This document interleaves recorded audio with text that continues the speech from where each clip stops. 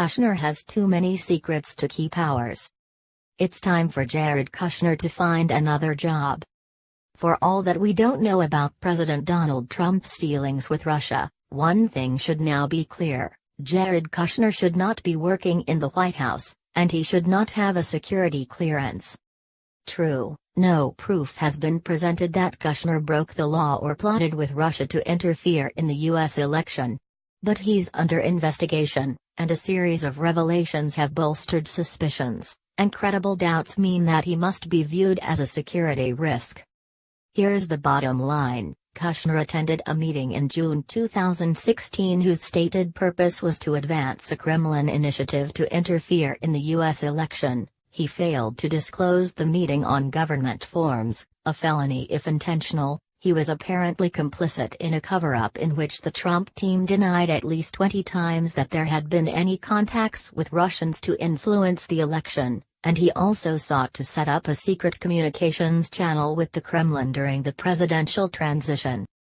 Until the situation is clarified, such a person simply should not work in the White House and have access to America's most important secrets. Kushner is set to be interviewed Monday in a closed session with the Senate Intelligence Committee, his first meeting with congressional investigators.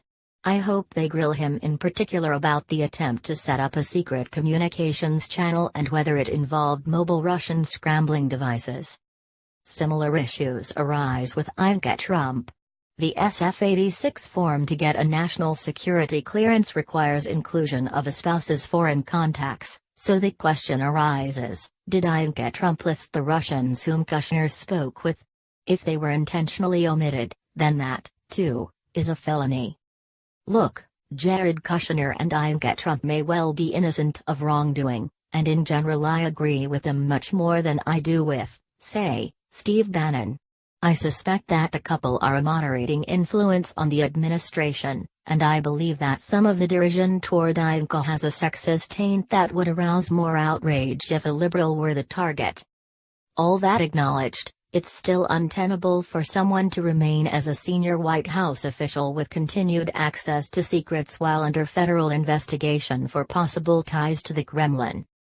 The Washington Post reported in May that Kushner is a focus of a federal inquiry, and McClatchy has reported that investigators are looking into whether the Trump campaign's digital operation, which Kushner oversaw, colluded with Russians on Moscow's efforts to spread fake news about Hillary Clinton. The cloud is so great that even some Republicans are calling for Kushner to be ousted from the White House. It would be in the president's best interest if he removed all of his children from the White House, not only Donald Trump but also Ivanka and Jared Kushner, Representative Bill Flores, Republican Texas, told a television interviewer. Increasingly, the national security world fears that there is something substantive to the suspicions about the president and Russia. Otherwise, nothing makes sense. Why has Trump persistently stood with Vladimir Putin rather than with allies like Germany or Britain? Why did Trump make a beeline for Putin at the G20 dinner, without an aide, as opposed to chat with Angela Merkel or Theresa May? Why do so many Trump team members have ties to Russia? Why did Trump choose a campaign chairman, Paul Manafort, who had been as much as $17 million in debt to pro-Russian interests and was vulnerable to Moscow pressure? Why the unending pattern of secrecy and duplicity about Russia contacts? Trump's defensiveness on Russian ties is creepy. Why did he take the political risk of firing Jim Comey? Why is he so furious at Jeff Sessions for recusing himself? Why does he apparently contemplate the extreme step of firing Bob Mueller during his investigation into the Russia ties?